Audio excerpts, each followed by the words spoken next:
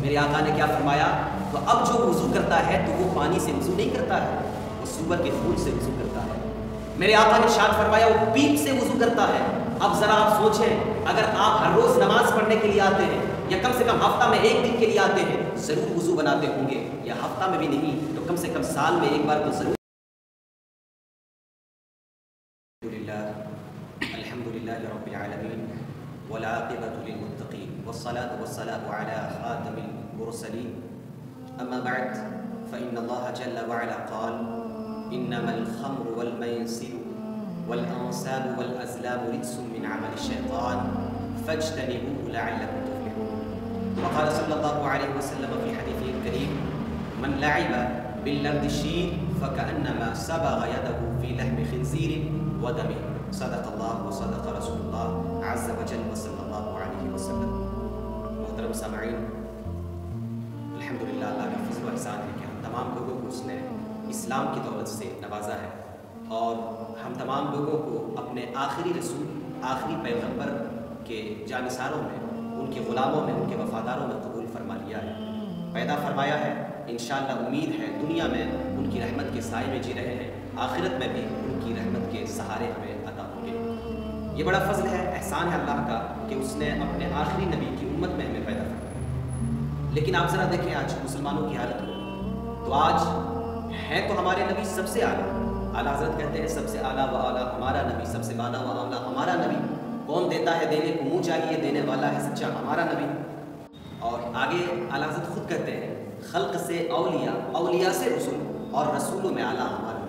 تو اللہ رب العزت نے سب سے اعلیٰ، سب سے بہتر، سب سے اچھا، سب سے انوکھا ہمارے رسول کو پیدا کیا، اور رسول کو اعلیٰ بنانے کے بعد اگر ہم اس رسول کے ماننے والے ہیں تو اس کا مطلب ہے ہم بھی ان کے صدقے سے اعلیٰ، اور امتیوں میں اور لوگوں میں اور نبیوں کے ماننے والوں میں سب سے اچھا، سب سے عمدہ اور سب سے پیارا، سب سے عزیز اللہ رب العزت کے نزدیک ہم لوگ ہیں۔ اسی وجہ سے اللہ نے قرآن مقدس میں ارشاد فرمایا کنتم خیر امت، کہ مسلمانوں تم کہاں بھٹک رہے ہو، تم سب سے بہتر امت ہو، سب سے اچھی امت ہو، تم جا کہاں رہے ہو؟ اللہ رب العزت نے ہمیں سب سے بہتر امت کے خطاب سے نوازا ہے، لیکن آپ مسلمانوں کی بے حیائیوں، مسلمانوں کی برائیوں، مسلمانوں کی فحاشیوں اور مسلمانوں کے وہ تمام جرائم کو دیکھیے تو آپ کو احساس ہوگا کہ یہ بہتر نہیں بلکہ سب سے بدتر قوم ہے۔ آپ راتوں میں کبھی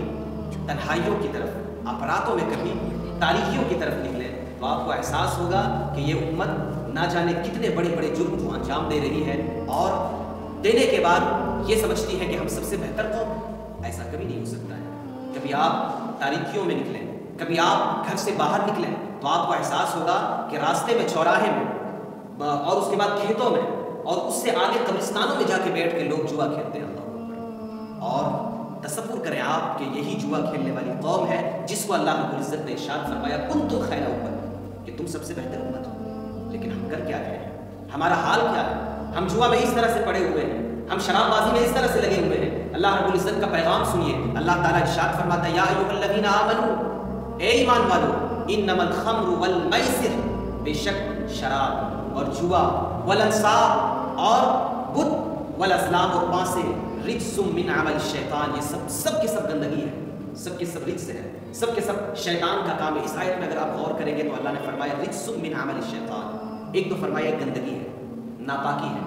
آپ اگرچہ 10,000 دیجیے ادھر سے لاکھ آ سکتا ہے، آپ اگرچہ ادھر سے پیسہ لاکھ لگائیں تو ادھر سے 2 لاکھ آ سکتا ہے، آپ ادھر سے پیسہ کم لگائیں گے ہو سکتا ہے آپ کو زیادہ پیسہ مل جائے، جوا میں یہ ہوتا ہے۔ لیکن آپ کو جتنا مل جائے اور جو کچھ ہو جائے، اللہ رب العزت نے اس کو فرمایا گندگی ہے۔ گندگی کا مطلب کیا ہوا کہ آپ اس کی گندگی کو نہیں دیکھ رہے ہیں، آپ تو صرف یہ دیکھ رہے ہیں کہ 10,000 کے بدلے میں آپ کو لاکھ مل رہا ہے، لاکھ کے بدلے میں کروڑوں مل رہا ہے، لیکن اللہ رب العزت نے اس کو گندگی کہا ہے، رجس کہا ہے۔ اگر اس کو رجس کہا ہے اور آپ اللہ کو مانتے ہیں، اللہ کے کلمہ کو اپنے ورد زبان رکھتے ہیں، تو پھر یقین مانے یہ گندگی ہے۔ اگر اللہ کے اوپر مکمل بھروسہ ہے تو اس کی گندگی آپ کو نظر آئے گی، اور بھروسہ نہیں ہے تو صرف 10,000 کے بدلے میں آپ کو لاکھ نظر آئے گا۔ رجس من عمل الشیطان، اللہ نے 2 چیزیں ارشاد فرمائی، ایک تو یہ رجس ہے، گندگی ہے، اور دوسری چیز یہ شیطان کا کام ہے، شیطان کا کام ہے۔ کیوں؟ اس لیے کہ جو مومن بندہ ہوتا ہے وہ محنت کرتا ہے، وہ جفاکش ہوتا ہے، ایک محنت کرنے والا محنت کر رہا ہوتا ہے، وہ محنت کش ہوتا ہے، وہ محنت کے ذریعے سے کماتا ہے اور اپنے بال بچوں کو، گھر پریوار کو سنبھالتا ہے۔ یہ محنت کش لوگ جو ہوتے ہیں یہ اپنی محنت پہ بھروسہ رکھتے ہیں، رب کی طرف سے پھر ان کے لیے رزق کے دروازے کھلتے ہیں اور جتنا کچھ میسر آتا ہے اسی پہ اپنی زندگی کو بہترین انداز سے گزارتے ہیں۔ لیکن اگر رب کے اوپر ایمان کم ہوتا ہے تو وہ لوگ محنت کش نہیں ہوتے ہیں، وہ چاہتے ہیں کہ سیکنڈوں میں منٹوں میں ان کے پاس 1000 کے بدلے میں لاکھ آ جائے، لاکھ کے بدلے میں کروڑ آ جائے۔ آج دیکھیں نا آپ کون کیا کیا ایپ نہیں ہے، کیا کیا اس طرح کے ایپلیکیشن نہیں ہے کہ آپ آن لائن اس میں پیسہ لگا رہے ہیں، 10 منٹ میں آپ کے ہاتھوں میں آپ کے اکاؤنٹ میں کروڑوں روپے مل جاتے ہیں۔ لوگوں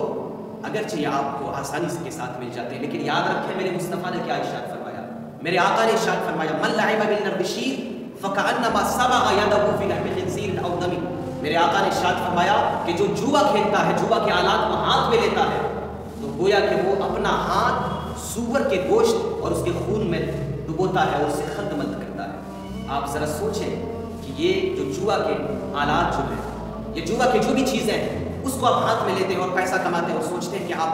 آپ کو فوراً 10 منٹوں میں یا سیکنڈوں میں آپ کے پاس کروڑوں کی دولت آ رہی ہے، لیکن یقین مانے میرے مصطفیٰ نے کہا ہے کہ یہ ایسا ہے گویا کہ آپ نے اپنا ہاتھ سور کے گوشت اور اس کے خون میں لت پت کیا۔ اب بتائیں کتنے لوگ سور کے گوشت اپنے ہاتھ میں لینا چاہیں گے، کتنے لوگ اس کے خون کو اپنے ہاتھ میں لت پت کرنا چاہیں گے؟ اگر آپ کو سور کا گوشت پسند ہے، اگر آپ کو سور کا گوشت عزیز ہے، اگر آپ کو خنزیر کا خون عزیز ہے تو آپ کو جوا مبارک ہو، لیکن اگر آپ کو نبی کے احکامات پہ یقین ہے اور سور کے گوشت سے نفرت کرتے ہیں، خنزیر سے آپ کو دلی نفرت ہے، تو پھر مصطفیٰ کریم کے اس حدیث کے اوپر عمل کرتے ہوئے آج سے جوا چھوڑ دیں، اس لیے کہ اگر جوا نہیں چھوڑا تو آپ کا ہاتھ جوا کے ساتھ لت پت نہیں ہوتا ہے، بلکہ آپ کا ہاتھ پھر وہ ان گناہوں کے ساتھ لت پت ہوتا ہے جس کو تصور نہیں کیا جا سکتا ہے، بلکہ میرے آقا کی حدیث پاک کے مطابق آپ کا ہاتھ پھر خنزیر کے گوشت اور اس کے خون کے ساتھ لت پت ہوتا ہے۔ یہ میرے آقا کی حدیث پاک ہے، دوسری حدیث مستدرک کی حدیث پاک، میرے آقا ارشاد فرماتے ہیں کہ اگر جو بندہ جوا کھیلتا ہے، اب وہ بندہ بالفرض اگر نماز کے لیے آ بھی جائے، میرے آقا نے کیا فرمایا، تو اب جو وضو کرتا ہے تو وہ پانی سے وضو نہیں کرتا ہے، وہ سور کے خون سے وضو کرتا ہے۔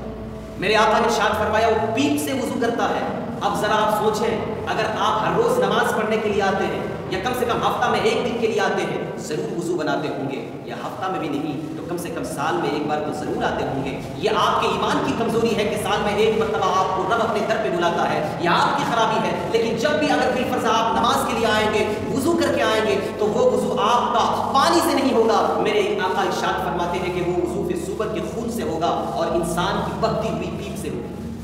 اب اگر آپ اپنے پیپ سے سور کے خون سے وضو کر کے اللہ کی بارگاہ میں آئیں گے، اللہ آپ کے وضو کو قبول کرے گا، آپ کی نماز کو قبول کرے گا، آپ کی اس عبادت کو قبول کرے گا؟ نہیں، کبھی نہیں ہو سکتا ہے۔ تو ضرورت ہے کہ آپ ان تمام چیزوں کو چھوڑ دیں جس سے میرے آقا نے آپ کو روکا ہے، جس سے قرآن نے آپ کو روکا ہے، جس سے حدیث نے آپ کو روکا ہے۔ اور میرے آقا صلی اللہ علیہ وسلم نے جو ارشاد فرمایا کہ اگر آپ جوا کھیلتے ہیں تو گویا کہ اپنا ہاتھ خنزیر کے گوشت اور اس کے خون میں ملاتے ہیں۔ ذرا رک کر آپ سوچیں کہ خنزیر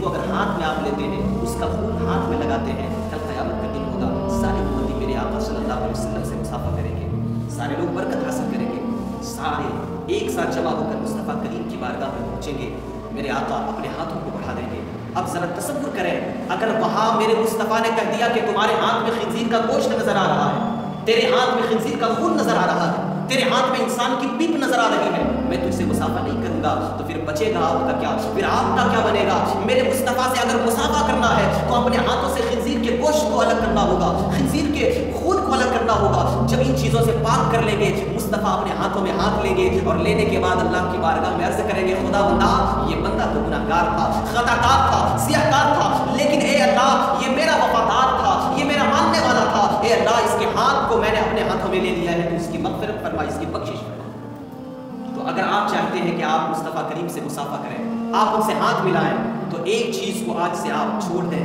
آپ جوا بازی کو چھوڑ دیں۔ ہو سکتا ہے آپ موبائل کے ذریعے سے جوا کھیلتے ہوں گے اور آپ کو احساس بھی نہیں ہوگا کہ یہ جوا ہے، آپ کو تو لگتا ہے کہ شاید وہی پتے آپ کھیلیں گے تو جوا ہے، نہیں، آپ موبائل میں بھی جوا کھیل رہے ہوتے ہیں، آپ اس طرح دوستوں میں بھی جوا کھیل رہے ہوتے ہیں۔ अगर उन चीज़ों से बाज आ गए तो इंशाअल्लाह आप भी नबी करीम सल्लल्लाहु अलैहि वसल्लम से हाथ मिलाने के लायक हो जाएंगे और मुस्तफ़ा करीम से मुसाफा करने के काबिल हो जाएंगे। और यकीन माने जो औलमा होते हैं उनसे मिलने के लिए लोग तड़पते हैं। कभी अगर कोई बुजुर्ग आ गए, कभी कोई बड़े आलिम आ गए तो लोग लाइनों में लगकर उस आलिम से मिलने के लिए, उस आलिम को मुसाफा करने के लिए, उस आलिम से हाथ मिलाने के लिए तड़पते हैं कि काश उस आलिम से हाथ मिलाने को मौका मिल जाए। अगर आलिमों से मिलने में लोग इतने ज़्यादा उत्सुक हैं, इतने ज़्यादा लोग उसमें मुश्ताक हैं, तो फिर ज़रा तसव्वुर करें क़यामत के मैदान में अगर मुस्तफ़ा ने हाथ ना मिलाया तो फिर क्या करें। इसलिए आज से कोशिश कीजिए कि जुआबाजी को खत्म कीजिए और इस दिल से अगर एक मरतबा जुआबाजी की नफरत अगर आप दिल में आ गई और उसकी मोहब्बत दिल से निकल गई तो यकीन माने फिर यहाँ से आपकी तरक्की की राहें शुरू होगी।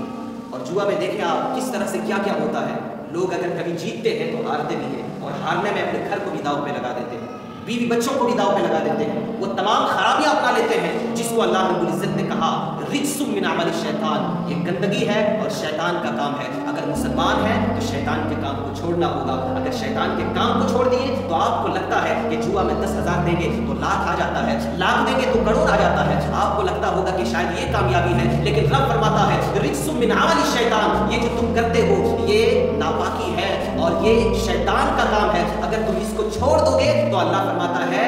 लअल्लकुम तुफ्लिहून,